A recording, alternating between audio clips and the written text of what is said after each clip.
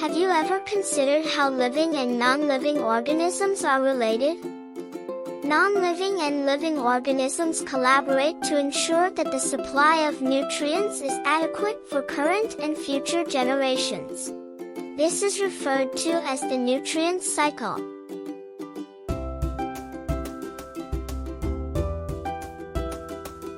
Essential elements such as oxygen, hydrogen, carbon, and nitrogen, unlike solar energy, do not have an extraterrestrial source.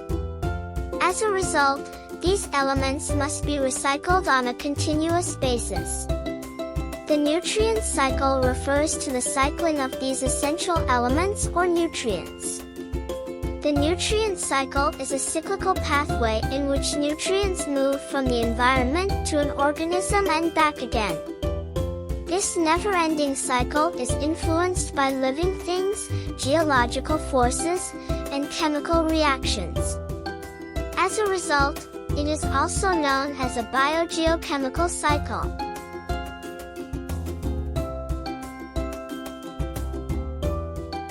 Nutrient cycles are classified into two types, global and local. Elements harvested primarily from the atmosphere are harvested on a global scale. Carbon, nitrogen, oxygen, and hydrogen are all recycled in the atmosphere, water, and soil. Meanwhile, elements primarily harvested from the soil are on a local scale. Potassium, phosphorus, and calcium are primarily recycled by the soil. This section will concentrate on the nutrient cycles that occur on a global scale.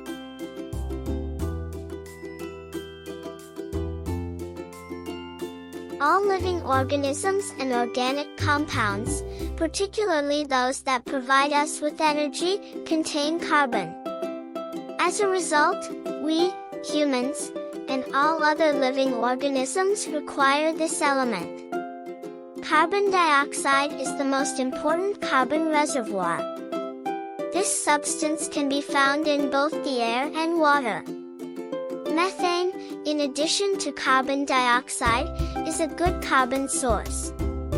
These two substances are also referred to as greenhouse gases. Most living things are harmed by carbon dioxide and methane.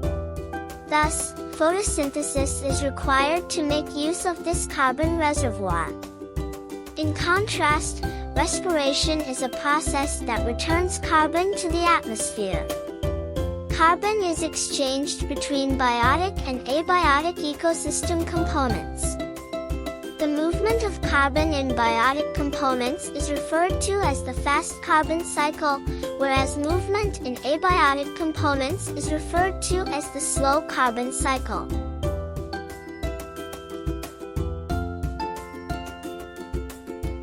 Plants and plankton, for example, absorb carbon dioxide from the atmosphere and bodies of water.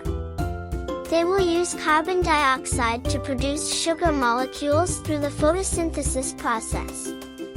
To obtain these sugar molecules, consumers or animals will feed on photosynthetic organisms. This will provide energy to animals and other types of consumers. The carbon that the animals consume will be returned through the process of respiration. However, if the carbon became a structural component of the animal's body, it will return through decomposition after the animal dies. Carbon dioxide will be returned to the atmosphere via respiration and decomposition. Carbon stored by organisms can form sediment, which can then turn into rocks or minerals. Coal is the name given to these rocks or minerals. Only when coal is burned will carbon stored in it be released back into the atmosphere.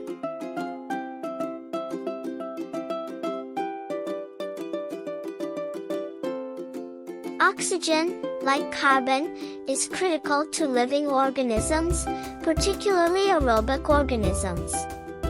Aerobic organisms are those that can survive and thrive in oxygenated environments.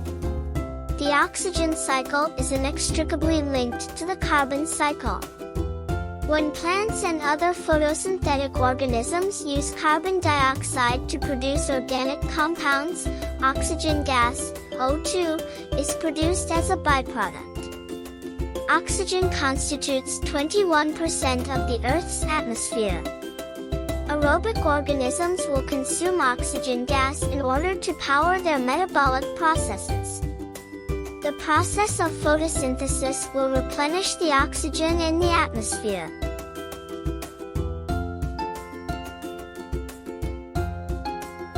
Nitrogen gas makes up 78% of the Earth's atmosphere, making it the most abundant gas in the atmosphere. Despite this amount, living organisms cannot use nitrogen gas. The nitrogen cycle converts atmospheric nitrogen gas into usable forms. The nitrogen cycle allows atmospheric nitrogen gas to be incorporated into the bodies of all living organisms as amino acids, peptides, and proteins. Nitrogen changes forms as it moves from living to non-living things and vice versa.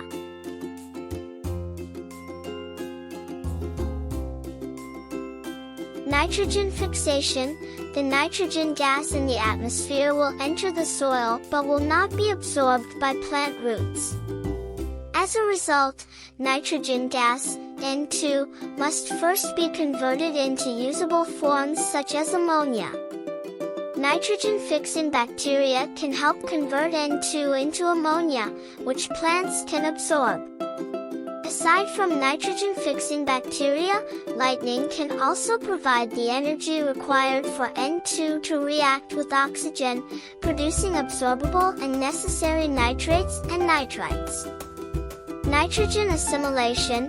The plants will consume the nitrates and ammonia produced by nitrogen-fixing bacteria. These will be the proteins and nucleic acids of the plant.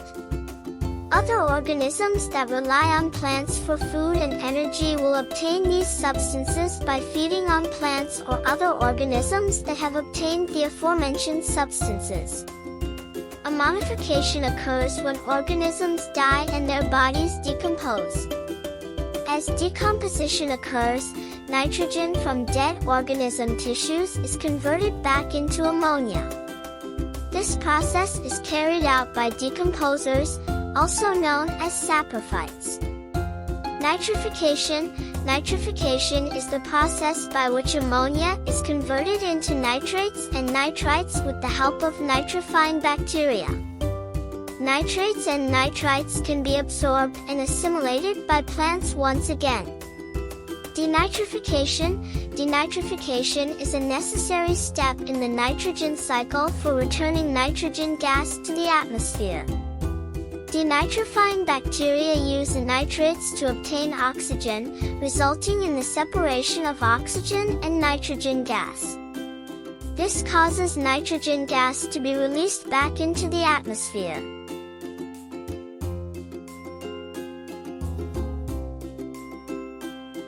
Water, like the elements and substances mentioned previously, is essential for all life on Earth. Water is an unusual substance because it can exist in 3 states of matter: solid, liquid, and gas. Because of this property, water can cycle from abiotic to biotic ecosystem components and vice versa. The water cycle is propelled by the sun. The energy from the sun will heat the water in the hydrosphere. Water vapor will be formed as a result of this. When there is enough water vapor in the atmosphere, it condenses to form clouds. When clouds and moisture combine, precipitation occurs, returning water from the atmosphere to the oceans and continents. Water will seep through the soil and be absorbed by plants, or it will flow through streams and return to the ocean.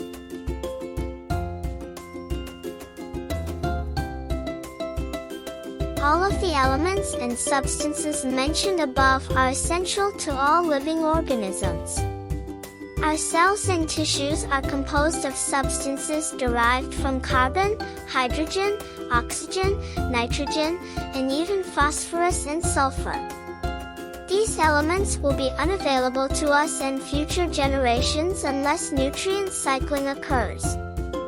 Nutrient cycling converts the elements mentioned above into forms that are usable by all life on Earth.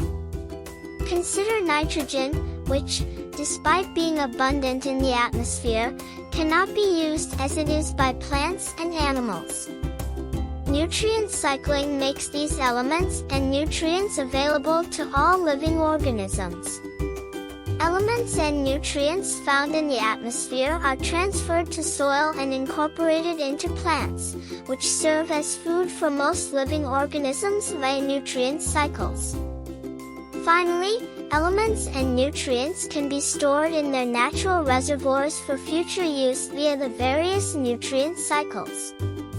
This also helps to keep the ecosystem in balance.